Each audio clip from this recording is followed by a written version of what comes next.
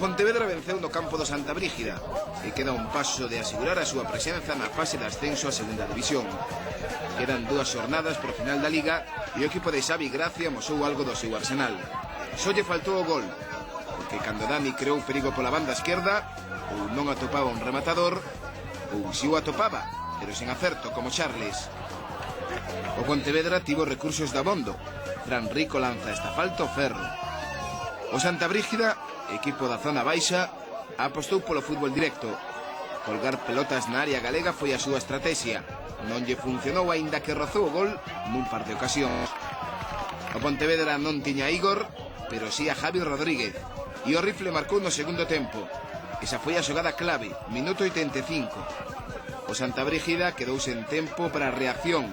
Acusou o gol e a partir de aí, nun partido aberto, as máis claras foron do Pontevedra.